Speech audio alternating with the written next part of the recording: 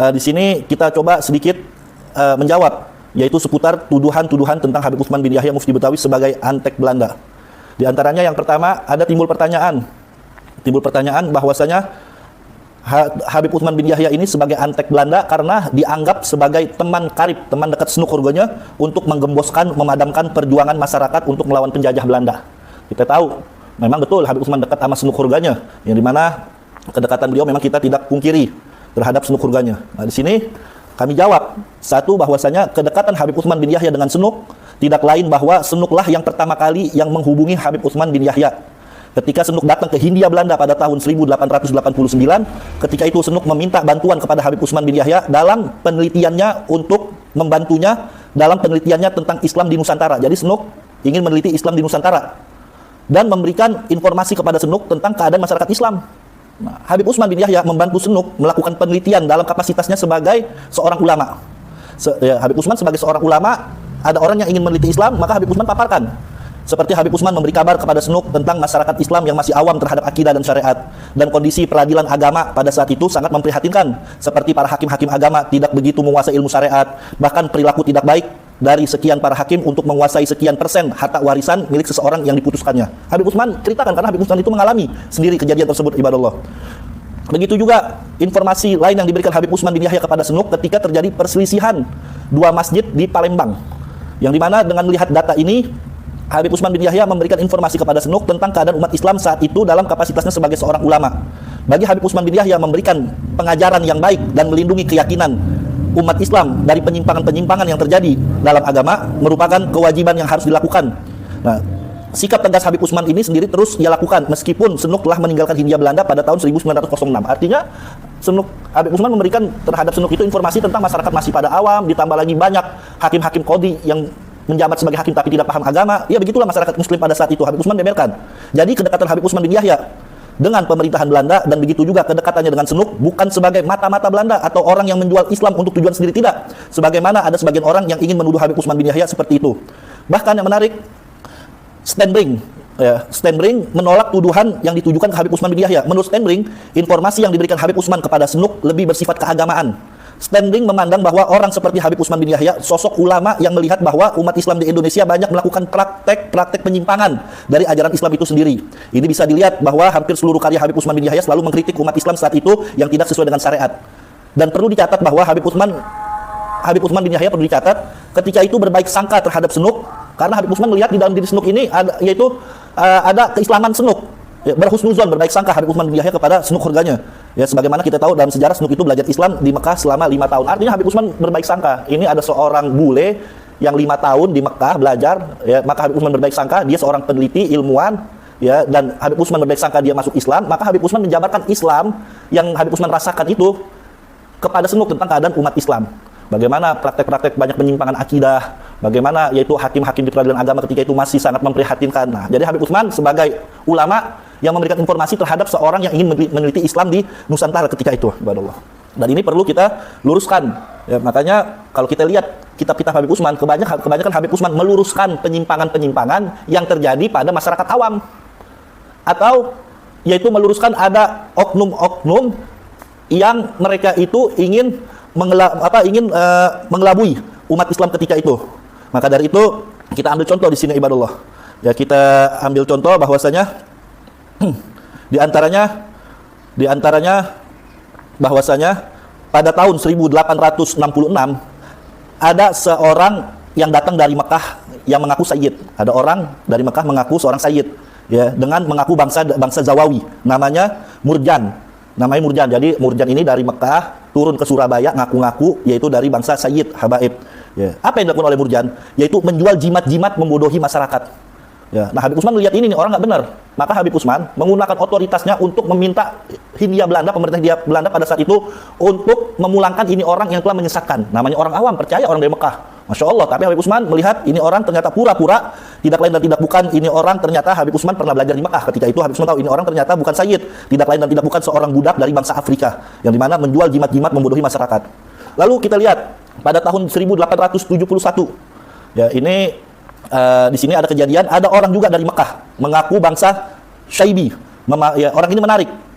mengaku memegang kunci Ka'bah dan meminta uang kepada masyarakat untuk bantu renovasi Ka'bah. Ingat ketika itu pendidikan masih minim, orang banyak gampang dibodoh-bodohin. Ada orang ngaku dari Mekah memegang kunci Ka'bah lalu meminta sumbangan. Habib Utsman melihat ini orang membodohi masyarakat. Habib Utsman tulis surat terhadap pemerintah Belanda agar ini orang dipulangkan supaya tidak mengkerdilkan orang-orang Islam ketika saat itu, ibadullah. Dan kita lihat juga data. Ya. Kita lihat juga pada tahun 1885 ada seorang yang mengaku guru tarekat dengan menjual jimat-jimat untuk kepentingan dirinya, padahal ini orang tidak punya ilmu. Bahkan pada tahun 1891 ada orang mengaku penjaga makam Rasulullah Sallallahu Alaihi Wasallam. Ada orang mengaku penjaga makam Rasulullah Sallallahu Alaihi Wasallam. Ya, dia ini mengaku membawa pesan dari mimpinya ketemu Nabi bahwasanya sebentar lagi akan datang hari kiamat. Tujuannya membodoh-bodohi. Inilah yang ditentang sama Habib Utsman. Bagaimana Habib Utsman membentengi umat Islam ketika itu. Dan ini semua dicatat juga dalam kitab Qomaruzaman. Kitab Qomaruzaman yang kitab yang dimana yang dikarang kalau tidak salah sama Habib Syekh bin Abdullah bin Utsman, cucu Habib Utsman, tentang biografi Habib Utsman. Dan ini juga dituliskan dalam buku Niko Kapten tentang sepak terjang Habib Utsman, bukunya Niko Kapten. Begitu juga ada disertasi yang ditulis oleh Said Muhammad Novel Sahab tentang Habib Utsman bin Yahya. Jadi intinya kerjasama Habib Utsman dengan Senuk pada intinya adalah untuk membantunya dalam penelitiannya tentang Islam di Nusantara dan memberikan informasi kepada Senuk tentang keadaan masyarakat Islam pada saat itu. Andai kata mungkin Habib Utsman sebagai mata-mata Belanda atau Habib Utsman dianggap sebagai tidak peduli terhadap Islam, hanya mencari dunia, tentu Habib Utsman tutup mata dengan orang-orang yang ingin mengelabui, membodoh-bodohi masyarakat ketika itu, ibadallah.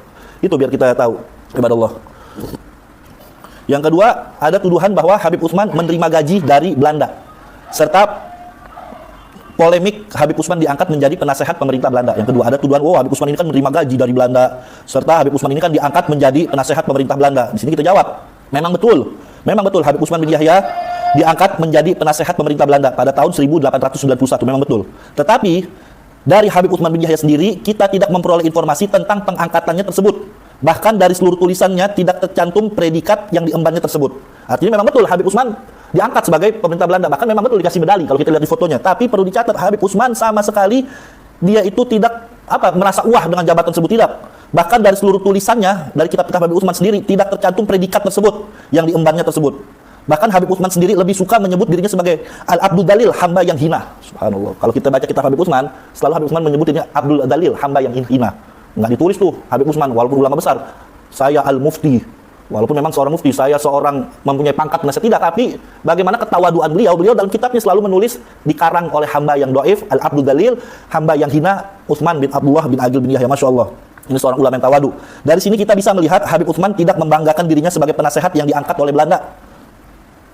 Bahkan beliau tidak mengambil gaji yang diberikan Belanda kepadanya. Nah, orang banyak salah paham. Habib Utsman memang betul diangkat sama pemerintah Belanda sebagai penasehat, ya, untuk mengurusi yaitu tentang masalah keagamaan, ya, masalah kebijakan-kebijakan. Memang betul, tapi Habib Utsman bin Yahya tidak pernah sedikit pun beliau mengambil gaji yang diberikan kepada Belanda kepadanya. Karena beliau sebagai ulama yang warok. Lalu pertanyaannya, lalu Habib Utsman dapat duit dari mana untuk melangsungkan kehidupannya? Perlu dicatat di sini, Habib Utsman bin Yahya mempunyai percetakan. Habib Utsman bin Yahya punya usaha percetakan. Jadi Habib Utsman merasa sudah cukup dengan dia mencetak kitab-kitabnya, mendapatkan royalti, itulah sebagai sumber mata uang kehidupannya. Tidak mengandalkan atau tidak mengambil gaji dari Belanda ketika itu, ibadallah. Itu yang perlu kita catat. Lalu yang ketiga, ya, ada pertanyaan tentang pengangkatan beliau sebagai seorang mufti. Nah, di sini perlu kita jawab. Kita sama-sama mengetahui bahwa Habib Utsman bin Yahya melakukan perjalanan ke Timur Tengah selama 22 tahun untuk menuntut ilmu. Setelah beliau pulang ke Batavia, banyak masyarakat pada saat itu berharap dapat menimba ilmu dari beliau. Pada awalnya Habib Utsman bin Yahya menolaknya karena ia merasa ilmunya masih sedikit, padahal sudah belajar 22 tahun. Tetapi karena saat itu tidak ada yang memberikan bimbingan kepada masyarakat, maka Habib Utsman akhirnya menerima kewajiban tersebut. Dan ini bisa kita lihat dalam kitab Suluh Zaman yang disusun oleh anak beliau, Habib Abdullah bin Utsman. Di sini begini perkataan dalam kitab Suluh Zaman. Kata Habib Utsman, adapun aku ini sebetulnya bukan daripada ulama besar dan tiada banyak ilmuku, hanya sedikit saja yang aku peroleh daripada guru-guruku dan berkahnya mereka itu. Akan tetapi barang siapa yang berkehendak berkah dari guruku ini, maka aku sampaikan hajatnya sebagaimana aku dapat dari guru-guru aku. Maka datanglah oleh kamu, Habib Utsman mengajak, bagi yang mau belajar ayo silakan kapan saja yang kamu kehendaki, dan jangan sekali-kali kamu memikirkan suatu apa-apa, karena aku akan mengajari karena Allah Ta'ala tiada berkehendak apapun, akan upah dan sebagainya. Inilah kata-kata Habib Utsman bin Yahya sebagaimana yang tercantum dalam kitab Suluh Zaman. Dan perlu dicatat, Habib Utsman bin Yahya diminta oleh Syekh Abdul Ghani Bimah. Jadi dulu sebelum Habib Utsman diangkat menjadi mufti, ada mufti yang bernama Syekh Abdul Ghani Al-Bima, orang Bima, seorang ulama besar. Yang kala itu beliau sebagai mufti, tinggal di Pekojan, sebagai rujukan di Batavia. Yang dimana Habib Utsman bin Yahya diminta oleh Syekh Abdul Ghani, diminta oleh beliau untuk menggantikan posisinya. Habib Utsman bin Yahya dikenal di masyarakat sebagai seorang ulama yang sangat tegas dalam menegakkan hukum Islam. Ya. Nah, sikapnya yang anti terhadap segala macam bid'ah dan khurafat dalam kehidupan beragama, Habib Utsman bin Yahya banyak menulis buku atau memberantas penyimpangan-penyimpangan yang ada di tengah-tengah masyarakat Islam. Usaha beliau menunjukkan bahwa perhatian dalam menjaga keyakinan masyarakat adalah bukti dari keberadaan sebagai seorang ulama dan mufti. Nah, perlu dicatat di sini, Habib Utsman gak langsung pengen jadi mufti. Beliau menolak, tetapi beliau ditawarkan, diminta sama Syekh Abdul Ghani karena usia Syekh Abdul Ghani udah lanjut untuk menggantikan posisinya. Karena didesak terus, mau nggak mau Habib Utsman bin Yahya menerima amanah tersebut, dan memang desakan dari masyarakat ketika itu Habib Utsman sebagai rujukan. Banyak orang yang minta belajar, maka dari itu Habib Utsman bin Yahya menerima yaitu tugas yang sangat berat ini. Ya.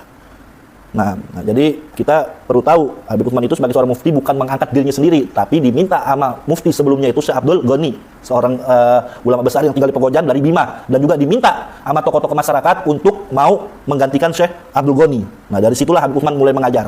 Kalau kita baca sejarah, Habib Utsman mengajar di 3 tempat. Di Masjid Pekojan, di Masjid Pasar Senen, dekat Pasar Senen ada, dan Masjid Al-Islam di Petamburan. Lalu yang keempat, ini yang menarik, ya. Tuduhan seputar Habib Utsman bin Yahya mendoakan Ratu Belanda yang bernama Ratu Wilhelmina. Ada yang menuduh, menyinyir, masa Habib Utsman mendoakan seorang ratu yang non-muslim, yang kafir, mendoakan Ratu Belanda. Ya, di situ banyak digoreng kalau orang-orang nggak paham. Nah, di sini kita akan bahas sedikit, ya. Memang betul Habib Utsman bin Yahya mendoakan Ratu Wilhelmina, Ratu Belanda. Ya, Habib Utsman mendoakan Ratu Belanda atas dasar bahwa Habib Utsman ingin menunjukkan sikap lembut untuk menarik simpatik pada orang lain dengan pertimbangan untuk kebaikan agama, menjaga jiwa dan harta benda dan agama umat Islam ketika itu. Nah, sikap ini disebut mudaroh.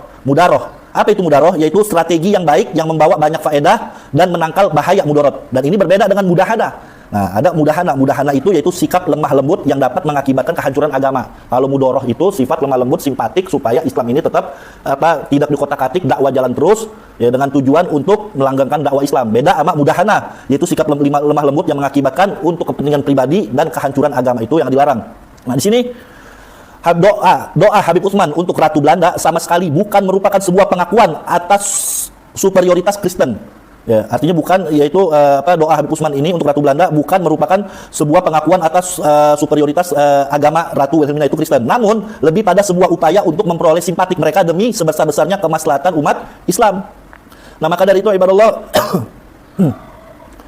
di sini Habib Utsman pun juga banyak dikecam, ya, banyak dikritik.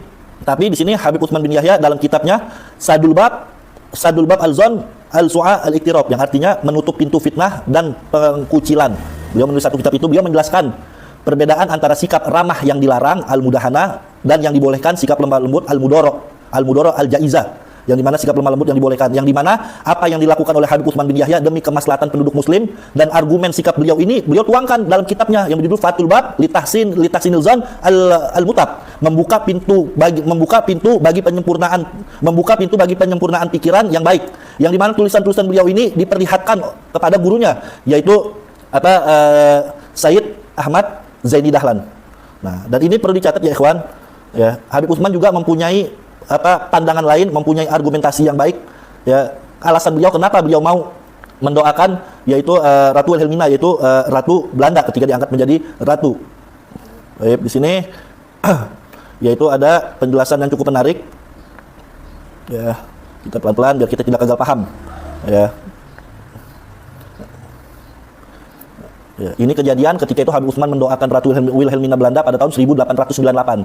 Habib Utsman mendoakan doanya apa sih? Nah, Habib Utsman mendoakan Ratu Belanda agar diberikan kesehatan dan panjang umur. Hanya sebatas itu. Dan perlu dicatat, mendoakan non-muslim itu boleh-boleh saja. Sebagaimana diriwayatkan bahwasanya Nabi Muhammad SAW mempunyai seorang budak yang beragama Yahudi.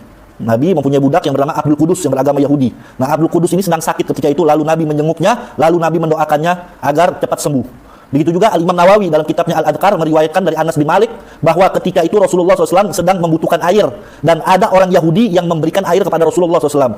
Lalu Rasulullah SAW mendoakan agar beliau, apa doa Rasulullah terhadap orang Yahudi yang memberikan ini air kepada Nabi? Rasul mendoakan agar Allah membaguskan engkau, agar Allah membaguskan engkau.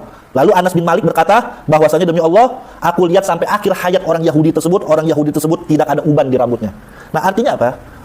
Mendoakan non-muslim dalam urusan dunia itu boleh-boleh saja, kecuali mendoakan agar Allah ampuni dosanya, karena dia itu nggak menyembah Allah, memang nggak boleh.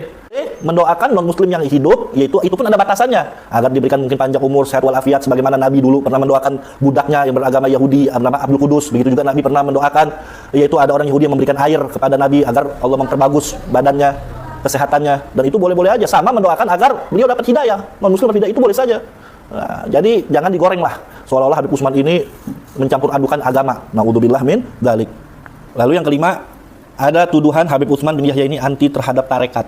Di sini kita jawab, Habib Utsman bin Yahya adalah seorang ulama yang berpegang teguh pada jalan syariat. Habib Utsman tidak anti tarekat, tetapi yang dikritik oleh Habib Utsman bin Yahya pada praktek-praktek tarekat pada saat itu banyak mengandung unsur bid'ah dan menyalahi aturan syariat. Habib Utsman mengkritik kebanyakan masyarakat awam yang terjun ke tarekat yang orientasinya hanya untuk mistik, dan mereka kebanyakan meninggalkan mengkaji ilmu-ilmu syariat terlebih dahulu.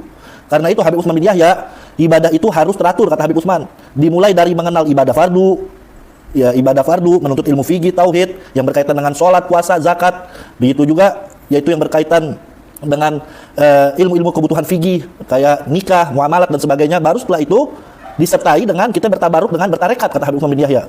Nah, bagi Habib Utsman bin Yahya, tarekat yang baik adalah tarekat yang melandasi amal ibadah lahiriah dengan berdasarkan kepada syariat, dan melandasi amal batiniah dengan membentuk sikap hati yang baik dan menghilangkan penyakit-penyakit hati. Ya. Maka Habib Utsman mengatakan para sufi yang benar adalah mereka yang berada dalam landasan syariat dan tuntunan Nabi Muhammad SAW.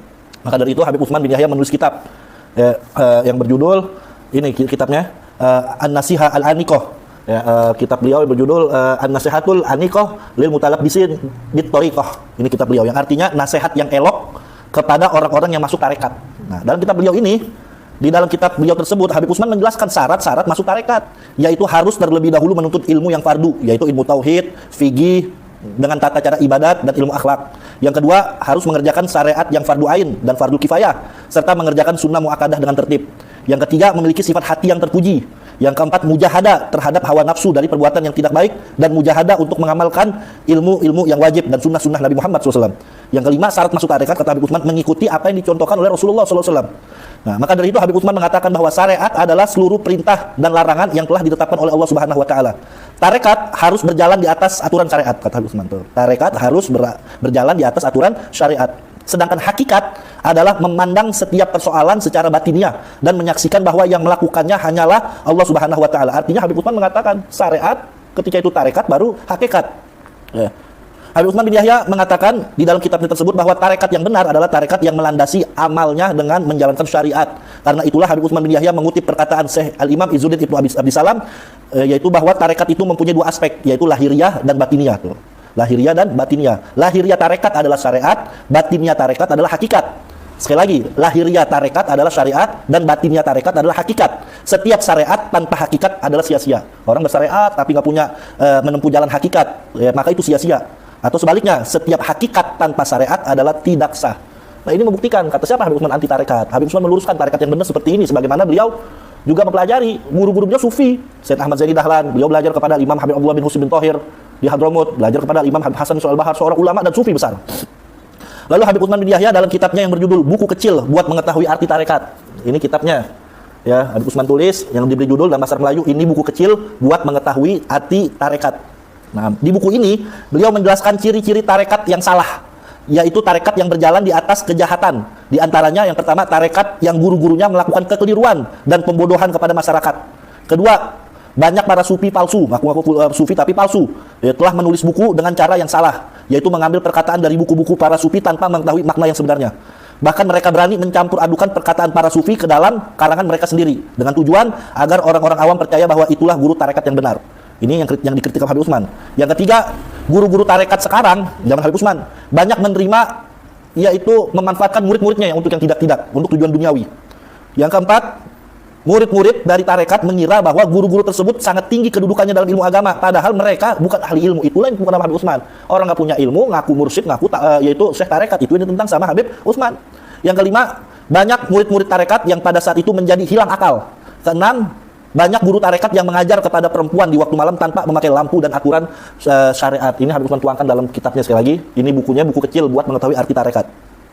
Nah, Habib Utsman bin Yahya melihat minimnya ilmu, orang banyak punya ilmu, banyak punya ilmu agama, para pemeluk tarekat mengakibatkan mereka jauh dari ilmu syariat. Artinya mereka yang ngerti ilmu, terus tanpa belajar syariat pengen bertarekat, yang akhirnya jadi ngawur, kata Habib Utsman bin Yahya. Sehingga mereka banyak percaya mistik-mistik, khurafat-khurafat. Lalu Habib Utsman melihat banyaknya para syekh pada tarekat meminta, yaitu urusan-urusan pribadi dunianya. Ya. Nah, itu yang dialami sama Habib Utsman bin Yahya melihat zaman yang beliau saksikan. Nah, menurut Habib Utsman bin Yahya, sufi yang benar itu tidak mencari keuntungan pribadi. Nah, jadi dapat disimpulkan pandangan Habib Utsman bin Yahya tentang tarekat sebagaimana dalam kitab beliau. Ya, beliau punya kitab juga tentang masalah yaitu yang berjudul Al-Wathiqah Al-Wafiyah fil Ulu Sa'an Tariqah As-Sufiyah. Ya, beliau punya kitab ya, ini kitabnya. Baik. Bahwa Habib Utsman ya pada hakikatnya tidak mengingkari keberadaan para sufi, tidak. Yang benar, ya Habib Utsman sufi yang benar, Habib Utsman menghormati mereka suatu keharusan dan mengingkari mereka adalah suatu keharaman. Habib Utsman mengatakan kalau orang sufi yang benar wajib kita hormati, nggak boleh kita ingkari. Karena beliau seorang wali karomah, tapi dilihat dulu syariatnya benar atau tidak, istiqomah atau tidak. Ya. Nah, tetapi yang Habib Utsman ingkari adalah mereka yang mengaku sufi mengajak masyarakat awam masuk dalam tarekatnya tanpa memperhatikan syarat-syarat untuk masuk terjun ke tarekat tersebut. Habib Utsman bin Yahya mengatakan bahwa seorang syekh boleh saja memberikan ijazah berupa hizib, wirid kepada muridnya, tetapi hal itu dilakukan dengan teratur dan tertib dan beretika dan memiliki syarat dan sesuai dengan kapasitas keilmuan sang murid. Nah, dari ini semua kita dapat melihat bahwa Habib Utsman bin Yahya menolak Habib Utsman bin Yahya bahwasanya yang ditolak mereka yang menyalahi tarekat yang bertentangan dengan syariat dan sufi-sufi yang mengaku sufi padahal tidak punya kapasitas ilmu. Lalu Habib Utsman menganjurkan bahwasanya tarekat itu hendaknya juga seorang syekh harus tahu bagaimana lihat kapasitas seorang muridnya. Diajarkan yang ringan-ringan seperti kitab-kitab Imamul Haddad, Habibullah Haddad, kitab-kitab Al-Ghazali. Jangan orang awam dikasih pengajaran-pengajaran yang berat-berat. Syariat yang ngerti diajarin yang berat-berat. Kayak seperti kitab Ibnu Arabi, kitab Al-Jili, dikhawatirkan pemahaman mereka kurang dan akan salah memahami. Ya. Nah, jadi intinya Habib Utsman sama sekali tidak anti tarekat, yang dikritik tarekat-tarekat yang bertentangan dengan syariat, oknum-oknumnya yang mengatasnamakan tarekat-tarekat ya, dan sebagainya. Nah, lalu yang keenam, ini yang menarik. Ada beberapa orang yang coba menggoreng, menyudutkan seakan-akan Habib Utsman ini anti terhadap jihad melawan kolonial Belanda. Nah, ini yang lagi ramai juga. Mengambil contoh, Habib Utsman mengkritik ketika kejadian meletus Perang Sabil, yaitu di Cilegon. Ya, dulu di Cilegon pada tahun 1888, yaitu ada perlawanan yang kebanyakan ini dimotori sama beberapa haji dan segolongan orang tarekat dan para petani-petani untuk melakukan yang katanya jihad melawan kolonial Belanda. Nah, memang betul dalam kitab Manhajul Istiqomah Habib Utsman mengatakan, Habib Utsman mengkritik habis-habisan itu yang dikatakan Perang Cilegon pada tahun 1888. Ya. Tapi kenapa Habib Utsman mengkritik itu? Bukan berarti Habib Utsman itu anti jihad atau ingin menggembosi perjuangan rakyat, bukan. Ya. Makanya kita baca yang lengkap dalam kitab Manhajul Istiqomah. Kita teruskan dulu kenapa Habib Utsman mengkritik itu. Di sini dikatakan adapun itu, yaitu maksudnya adapun itu bab jihad, ya, ada rukun-rukun dan syarat-syaratnya seperti lain-lain di bab perkara agama, yaitu yang dinamakan min babi khitabil wad'i, yakni daripada hukum syara yang terhantar dengan sebab atau syarat-syarat. Sebagaimana kayak contoh, kayak sholat ada rukun dan syarat, puasa ada rukun dan syarat. Nah, begitu juga jihad kata Habib Utsman, ada rukun dan syarat. Adapun suatu pekerjaan syara yang kurang syaratnya itu, tiada syaratnya atau kurang rukunnya, maka yaitu dinamakan batil, lagi fasid, tiada harus dikerjakannya. Yaitu karena ketiadaan rukun-rukun dan syarat-syarat jihad, maka tiada harus dikerjakannya sebab itu batil. Orang sholat mesti ada rukun dan syarat. Rukun sholat ada 13, ada yang mengatakan 17. Rukunnya kita nggak kerjakan, maka batil, sholat kita nggak sah. Begitu juga puasa. Nah, Habib Utsman melihat juga seperti itu. Ya, jihad apabila kurang dari syarat dan rukunnya, maka itu batil, lagi fasid, tiada harus dikerjakan. Nah, dalilnya apa? Habib Utsman pakai dalil. Bermula dalilnya dari kitab Zubat. Wal batilu al fasidu li sahhi diddun wa huwa alladhi ba'du surutihi fukid. Artinya bermula yang dikata batil dan fasid, yang rusak maksudnya yaitulah lawanan yang sahih. Batil itu lawan yang benar. yaitu kurang setengah daripada syarat-syaratnya. Nah, jadi Habib Utsman melihat ini jihad yang dilakukan oleh Cilegon pada saat itu, ini Habib Utsman mengkritik dari sisi apa? Bukan mengkritik seolah-olah ingin memadamkan perjuangan, bukan. Tapi syarat jihad itu nggak lengkap, yang akibatnya menimbulkan banyak kemudorotan. Habib Utsman lihat. Perlu dicatat, sebelum peristiwa Cilegon pada tahun 1888, itu pernah terjadi meletus Gunung Krakatau, 1883. 1883 itu pernah meletus Gunung Krakatau. Puluhan ribu orang, banyak yang meninggal dan banyak orang ekonomi morat-marit ketika itu. Jadi 5 tahun sebelum peristiwa Cilegon itu ada peristiwa yang besar meletusnya Gunung Krakatau. Habib Utsman melihat ini rakyat lagi susah, ekonomi lagi susah. Efek dari meletusnya Gunung Krakatau ini dampaknya luar biasa walaupun sudah 5 tahun. Nah, Habib Utsman melihat ya, ini nanti akan menimbulkan kemudorotan yang sangat besar. Orang lagi susah. Terus ditambah lagi syarat dan rukun jihad itu kurang. Di antaranya apa? Salah satu rukun dan syarat jihad itu harus punya siap. Dari siap harta benda, siap senjata, siap kemampuan dan sebagainya. Ya, harus punya personil yang cukup, tidak boleh menyertakan anak-anak dan perempuan. Sebagaimana Nabi SAW ketika periode Mekah, 13 tahun Nabi di Mekah, Nabi bahkan Allah tidak memerintahkan jihad melawan orang kafir Quraisy. Yang jelas orang kafir Quraisy itu mengganggu dakwah Nabi habis-habisan, tapi Nabi defensif, bertahan. Ya. Kenapa kok Nabi bertahan? Ya, Nabi bertahan? Nabi nggak menyuruh jihad. Bahkan Allah belum menurunkan ayat jihad.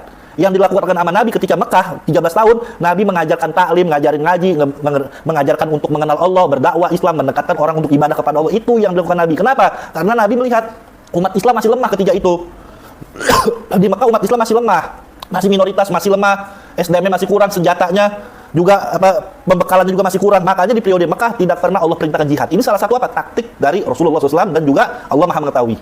Baru ketika periode Madinah turunlah ayat jihad. Kenapa? Karena umat Islam sudah banyak, sudah luar biasa, mempunyai cukup syarat jihad juga cukup, mempunyai modal yang cukup untuk jihad. Maka Allah perintahkan untuk jihad, yaitu melawan orang-orang kafir Quraisy yang ingin menghancurkan umat Islam, yang ingin memerangi umat Islam. Tapi ketika periode Mekah, Allah belum pernah menurunkan ayat jihad dan Nabi nggak pernah memerintahkan jihad. Karena kenapa? Nabi melihat situasi keadaan ketika itu umat Islam masih minoritas dan sangat kurang keterbatasan dari SDM dan sebagainya. Kita bisa lihat itu. Kita baca lagi dalam kitab Manhajul Istiqomah. Kata Habib Utsman apa? Habib Utsman mengatakan, dan tiap-tiap orang yang mengerti di dalam perkara bab jihad, tentu ia tahu bahwa itu perbuatan yang tersebut itu bukannya jihad, hanya itu perbuatan menjatuhkan kecelakaan atas diri, banyak mudaratnya, dan atas orang-orang. Maka dari karena itu tiada sekali yang buka mulut di dalam perkara perang sabil oleh beberapa banyak ulama yang besar-besar lagi waro dari yang bangsa Arab yang datang ke tanah Jawa, dan beberapa banyak pula ulama dari bangsa Jawa dan Melayu dari zaman dahulu, ya, dari zaman dahulu beratus-ratus tahun hingga sekarang. Maka belum pernah satu daripada ulama-ulama tersebut itu membuka mulut mengajarkan yang demikian. Maksudnya begini, Habib Utsman mengatakan ulama-ulama besar seperti Syekh Nawawi Al-Bantani, Syekh Ahmad Khatib Sambas itu tidak pernah buka suara dalam masalah perang sabil di Cilegon, tidak pernah. Andai kata Habib Utsman mengkritik Cilegon itu dianggap salah, maka Syekh Nawawi Al-Bantani pasti mengkritik Habib Utsman bin Yahya. Kenapa memadamkan jihad? Pasti Syekh Ahmad Khatib Sambas juga mengkritik Habib Utsman. Kenapa kok tulisannya kok menselidikkan perjuangan Cilegon? Tapi Syekh Nawawi ketika itu tutup mulut, tidak berkomentar. Karena kenapa? Mungkin saja Syekh Nawawi melihat apa yang difatwakan oleh Habib Utsman itu betul. Itu salah satu dalilnya, ibadallah. Ya, jadi kita perlu tahu, kita mesti jeli, karena kita nggak hidup di zamannya. Nggak hidup di zamannya. Orang yang tahu itu orang hidup di zamannya, ibadallah. Apa yang harus dilakukan? Dan perlu dicatat bahwasanya, ya, andai kata Habib Utsman itu seorang antek Belanda, andai kata Habib Utsman itu tidak peka terhadap perjuangan, masa bodoh terhadap perjuangan, tapi kita lihat Habib Utsman malah mendukung Sarekat Islam. Sarekat Islam itu didirikan oleh Cokro Aminoto, Hos Cokro Aminoto, Umar Said Cokro Aminoto pada tahun 1911. Nah, Habib Utsman menulis 2 karya untuk mendukung Sarekat Islam. Itu Sarekat Islam itu sebuah organisasi keburu untuk melawan gerakan kolonial Belanda dalam bidang ekonomi, ya. Dan Sarekat Islam ketika itu banyak digembosi. Ketika berdiri banyak digembosi, ya. Ada yang menuduh bahwasanya Sarekat Islam itu berisi tentang bahwasanya Sarekat Islam itu buatan orang kafir. Ya, air yang diminum juga air dari orang kafir, dan ada yang menuduh Sarekat Islam itu sebagai kejahatan. Nah, ada yang menuduh seperti itu. Nah, Habib Utsman tampil menulis 2 karya untuk mendukung Sarekat Islam. Apa karya yang beliau tulis? Yang pertama, beliau tulis satu kitab Sinar Esterlam dalam menyatakan kebenaran syariat Islam tuh. Sinar Esterlam pada menyatakan kebenaran syariat Islam. Dan satu karyanya lagi yang berjudul Selempai Terselam pada menyatakan kebajikan syariat Islam. Bahkan Habib Utsman diundang di Solo waktu muktamar ibadallah. Nah, Habib Utsman mengatakan bahwa syariat Islam ini, munculnya syariat Islam ini karena salah satu tujuannya ialah untuk amar ma'ruf nahi munkar. Luar biasa. Ya. Nah, dan nggak sampai di situ. Habib Utsman bin Yahya yaitu mendukung gerakan Jamiatul Khair, sebuah gerakan pendidikan yang didirikan oleh orang-orang Hadramut, ya, para habaib, didirikan Jamiatul Khair, sebuah lembaga pendidikan tujuannya untuk membentengi yaitu pendidikan Kristenisasi Belanda. Ya, itu Jamiatul Khair itu salah satu-satunya organisasi pertama di Indonesia pada tahun 1901, dan itu semua tokoh nasional semua bergabung di Jamiatul Khair. Ada Umar Said Cokro Aminoto, ada Ki Haji Ahmad Dahlan, banyak para habib dan kiai pada di situ untuk bergabung di Jamiatul Khair sebagai wadah untuk menjaga umat dalam bidang pendidikan. Dan Jamiatul Khair inilah satu-satunya organisasi yang mempunyai link untuk berinteraksi dengan negara-negara Islam lainnya. Seperti itu Khilafah Utsmaniyah dan sebagainya. Artinya Jamiatul Khair itu tampil sebagai lembaga pendidikan yang betul-betul disegani sama Belanda. Nah, tapi yang menarik, Habib Utsman mendukung Jamiatul Khair. Beliau menulis kitab yang bernama kitabnya Jam'ul Nafais li Tahsin al-Madaris. Jam'ul Nafais li Tahsin al-Madaris. Kitab ini tentang dukungan Habib Utsman bin Yahya atas dibukanya sekolah Jamiatul Khair. Kalau Habib Utsman antek Belanda nggak bakal didukung, malah digembosin di Jamiatul Khair. Nah, ini bukti-bukti bagaimana harus kita luruskan, yaitu tentang kiprah dan perjuangan dari Habib Utsman bin Yahya. Yang terakhir, saya di sini intinya Habib Utsman bin Yahya seorang ulama yang luar biasa, mempunyai kontribusi yang luar biasa dalam pendidikan dakwah sosial kemasyarakatan. Yang pertama, kontribusi Habib Utsman mengembangkan Islam yang berdasarkan syariat di tanah Batavia ini dan sekitarnya termasuk Jawa Barat. Kedua, Habib Utsman telah melakukan pemantapan syariat dan tauhid serta pertentangan dari berbagai khurafat, bid'ah dan hukum adat yang menyalahi syariat Islam. Ya, seperti dulu banyak orang awam masih menyuguhkan sesajen untuk roh-roh kepercayaan nenek moyang, menentukan hari baik untuk melakukan pembangunan rumah, menjalani ritual-ritual bagi seorang adik yang melangkahi kakaknya dalam hal menikah, seperti ritual harus ditendang, disabat, dilempari butiran beras, masih percaya kepada dukun untuk meramalkan nasib, melarang seseorang suami memotong binatang ketika istrinya sedang hamil, menganjurkan keluarga yang sedang hamil agar membuat rujak untuk sesajen roh nenek moyang. Dan banyak dukun-dukun mengajarkan seorang ibu apabila ketika lahiran anaknya membaca asyhadu alla ilaha illallah wa asyhadu anna Muhammad sabilullah, bukan wa asyhadu anna Muhammad rasulullah, tapi wa asyhadu anna Muhammad sabilullah. Ini bid'ah. Dukun menganjurkan anak yang baru lahir ditaruh di bawah kolong bale. Nah, ini diceritakan sama Habib Utsman dalam kitab Manhajul Istiqomah. Masyarakat awam banyak terpengaruh khurafat, dukun, bid'ah yang sangat-sangat bertentangan dengan syariat Islam. Diluruskan sama Habib Utsman. Ya, bagaimana caranya? Habib Utsman luruskan dengan mengajarkan doa-doa dari para ulama-ulama. Kalau ibu hamil baca doa ini, kalau tahlilan begini, ritual-ritual yang tadinya berbau kemusyrikan diluruskan sama Habib Utsman bin Yahya. Ini salah satu jasa dari Habib Utsman bin Yahya, Mufti Betawi. Lalu apa? Yang ketiga, kontribusi dari Habib Utsman. Habib Utsman sangat berjasa dalam mengembangkan madhab Syafi'i dan akidah Asy'ari. Siapa yang kenal dengan Habib Utsman? Beliau mengarang kitab, yaitu kitab Sifat 20 yang masih dibaca sampai sekarang sebagai benteng Asy'ariyah. Begitu juga beliau menulis kitab I'anat Mustarsidin, yang dimana itu isi kitab Habib Utsman membentengi dengan paham Ahlus Sunnah wal Jamaah dari paham-paham di luar Ahlus Sunnah wal Jamaah. Begitu juga Habib Utsman menulis kitab Thariqus Salamah min Khusran wan Nadamah, ya, thariqah yang benar, yang isinya Habib Utsman membentengi umat dari ajaran-ajaran liberalisasi yang berkembang yang dibawa ke Indonesia, yang dipelopori sama Jamaluddin Al-Afghani, sama Rasid Ridho, sama Muhammad Abduh. Di situ itu sama Habib Utsman, ya, yang dimana banyak pemikirannya kurang lebihnya bertentangan dengan Asy'ariyah. Di situ Habib Utsman, yaitu berjasa dalam mengembangkan madhab Syafi'i dan akidah Asy'ari. Lalu jasa Habib Utsman apa? Habib Utsman banyak mengarang kitab dari berbagai macam ilmu. Ada kurang lebih 120 kitab karangan Habib Utsman bin Yahya. Lalu Habib Utsman bin Yahya dengan ketokohannya dan kedudukannya sebagai mufti, nah ini menarik. Dengan ketokohannya, kedudukannya sebagai mufti, beliau meminta kepada pemerintah Hindia Belanda agar tidak ikut mencampur urusan kehidupan beragama masyarakat muslim dan tidak melarang masyarakat muslim mengikuti pendidikan Islam yang dikembangkan di majlis-majlis taklim di Batavia pada khususnya. Atas dasar inilah adanya pemberlakuan undang-undang dasar yang bernama Regering yaitu undang-undang yang mengatur tentang kebebasan beragama bagi masyarakat Hindia Belanda. Ini artinya Habib Utsman bin Yahya meminta kepada pemerintah Hindia Belanda jaminan terhadap peribadatan masyarakat pribumi. Lalu di antara kontribusi beliau apa? Habib Utsman bin Yahya salah satu perintis berdirinya pengadilan agama ya, pada zaman kolonial pada tahun 1881 Masehi, yang dimana pengadilan agama untuk memutuskan yang berkaitan dengan hukum agama seperti masalah nikah, talak, cerai, waris, hibah dan sebagainya. Dan kitab beliaulah yang menjadi acuan, yaitu Al-Qawanin Asy'ariyah li Ahlil Majalis Al-Hukmiyah wal Iftahiyah, membahas masalah fikih yang hukum Islam yang menjadi acuan bagi kodi-kodi pada saat itu. Ini kitabnya. Bagaimana cara mengistinbat hukum, bagaimana cara mengambil galih hukum, baru cerita tentang fikih, tentang cerai, talak, waris, gadai, kafa'ah, harta gono gini. Ini ada semua dalam kitab ini. Ini yang dijadikan buku panduan bagi hakim-hakim pada pengadilan agama ini atas jasa Al-Habib Utsman bin Yahya ibadallah. Terus Habib Utsman bin Yahya ya sebagai tokoh mengembangkan pendidikan Islam sehingga sebagai cikal bakal berdirinya lembaga-lembaga pendidikan Islam, dan Habib Utsman memberikan dukungan ketika berdirinya Jamiatul Khair sebagai organisasi pendidikan pertama di Indonesia pada tahun 1901 yang tadi kami sebutkan, dan memberikan dukungan kepada pergerakan Sarekat Dagang Islam atau Sarekat Islam yang didirikan oleh yang dipimpin oleh Hos Cokro Aminoto. Dan yang terakhir, Habib Utsman bin Yahya banyak melahirkan ulama-ulama besar seperti Habib Ali bin Abdullah Al-Habsyi Kuitang, ada Guru Mujtaba di Jatinegara, ada Guru Marzuki, ada Mama Sempur di Purwakarta. Ini ulama besar.